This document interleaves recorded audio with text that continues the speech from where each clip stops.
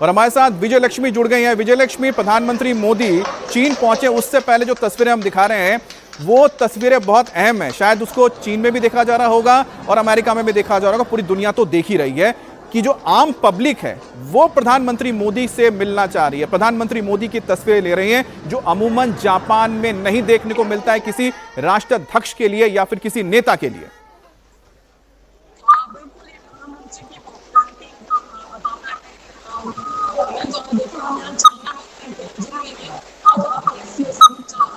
अच्छा, आपके साथ मैं फिर से संपर्क करता हूं क्योंकि आपकी आवाज थोड़ी सी हमें ठीक से नहीं मिल रही, उसको एक बार चेक कर लें आप। लेकिन इस बीच जो तस्वीरें आप देख रहे हैं इनको देखिए और समझिए कि प्रधानमंत्री मोदी की जब लोकप्रियता की बात होती है, जब उन्हें कहा जाता है ग्लोबल लीडर है, तो उसके लिए आपको दूसरे देशों के नेताओं को देखने की जरूरत नहीं है, राष्ट्राध्यक्षों को देखने की जरूरत नहीं है या किस तरह से उनका एक आधिकारिक तौर पर वेलकम होता है। आम पब्लिक कैसे उनका वेलकम करती है उसे देखिए। इस पर प्रधानमंत्री जब जापान के बुलेट ट्रेन से जापान के सेंदाई पहुंचे तो वहां मौजूद लोगों ने प्रधानमंत्री मोदी से मिलने के लिए जबरदस्त क्रेज दिखाया और यहां पर लोग जो मौजूद थे उन्होंने प्रधानमंत्री मोदी की तस्वीर लेनी शुरू कर दी। सबके हाथ में मोबाइल नजर आ रही है और प्रधानमंत्री मोदी के साथ एक तस्वीर लेने के लिए यहां पर लोग उत्सुक नजर आ रहे थे।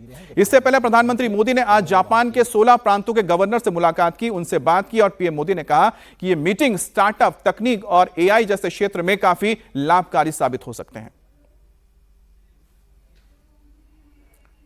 तो प्रधानमंत्री मोदी की यहां पर जापान के अलग अलग राज्यों के गवर्नर्स के साथ मुलाकात हुई है और गवर्नर्स के साथ मुलाकात का मतलब होता है कि दोनों ही देश आपस में व्यापार को आगे बढ़ाएंगे।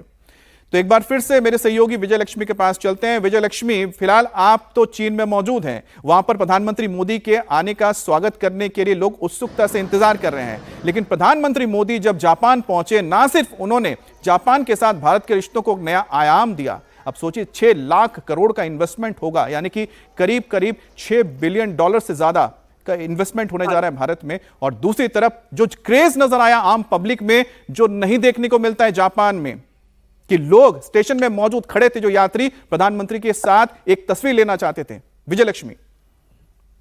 बिल्कुल अमित, देखिए यहाँ तियानजिन में मैं हूँ। यहाँ पर लोगों से मैंने मुलाकात की, खासतौर से इंडियन डायस्पोरा, 2-3 हजार किलोमीटर से लोग स्पेशली प्रधानमंत्री नरेंद्र मोदी से मिलने के लिए यहाँ पर पहुंचे हैं, जहाँ पर एससीओ समिट का वेन्यू है। तो ये पॉपुलैरिटी है प्रधानमंत्री नरेंद्र मोदी की। और जापान में भी जिस तरह से हम देख रहे हैं कि आम जो लोग हैं वो उनसे मिलने के लिए उत्सुक हैं। ये जो दृश्य है ये चाइना में भी देखने को मिल रहा है। आज देर शाम प्रधानमंत्री नरेंद्र मोदी पहुंच जाएंगे तियानजिन शहर में और इसके बाद कल का जो कार्यक्रम है वो काफी महत्वपूर्ण होगा क्योंकि बायलैटरल मीटिंग उनकी होगी चीन के राष्ट्रपति के साथ। और इसके अलावा परसों का जो दिन है वो पूरा समिट का दिन है। बायलैटरल मीटिंग्स 2 बहुत अहम हैं, उसमें चीन और रूस के राष्ट्रपति व्लादिमीर पुतिन के साथ भी प्रधानमंत्री नरेंद्र मोदी की द्विपक्षीय वार्ता होगी। इस एससीओ समिट जो है अमित, अगर आप देखें तो जियोपॉलिटिकल डेवलपमेंट जिस तरह से हो रहे हैं, जिस तरह से रूस और यूक्रेन के बीच में युद्ध है, अलास्का में हुई बातचीत जो है वो बेनतीजा रही। और उसके बाद अगर आप देखें टैरिफ का जिस तरीके से एक पूरा ट्रेड और टैरिफ को लेकर के जिस तरीके से कंसंट्रेशन है, जिस तरह से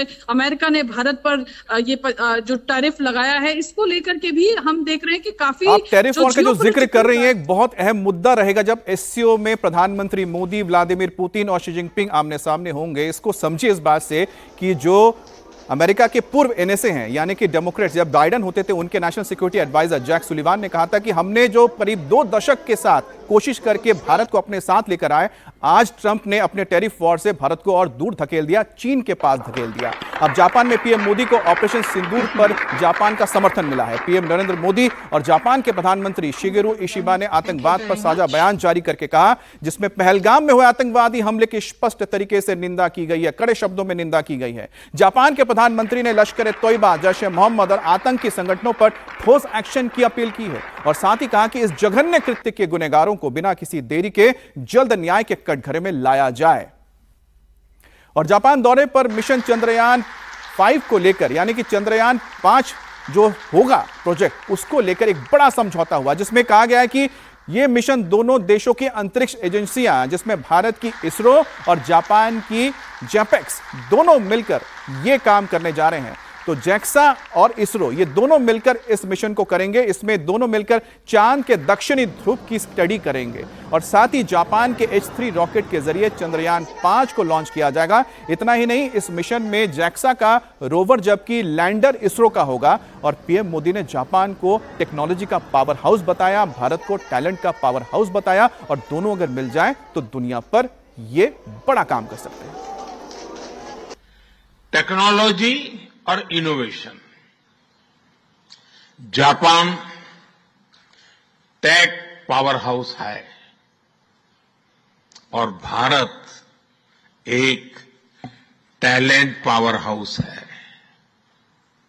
भारत ने AI, semiconductor, quantum computing, biotech और स्पेस में बोल्ड और एम्बिशियस इनिशिएटिव लिए हैं। जापान की टेक्नोलॉजी और भारत का टैलेंट मिलकर इस सदी के टेक रिवॉल्यूशन का नेतृत्व कर सकते हैं। और भारत और जापान के बीच 15वें शिखर सम्मेलन में कई और मुद्दों पर भी समझौता हुआ है, जिसमें यह तय हुआ है कि जापान अगले 10 साल में लाखों करोड़ रुपए का निवेश करेगा। भारत में करीब $6 बिलियन की करने जा रहा है। डिजिटल पार्टनरशिप 2.0 और एआई में सहयोग की शुरुआत होगी। भारत से 50,000 स्किल्ड और सेमी स्किल्ड वर्कर जापान में जाएंगे और साथ ही 1 लाख करोड़ के 150 MOUs की घोषणा हुई है।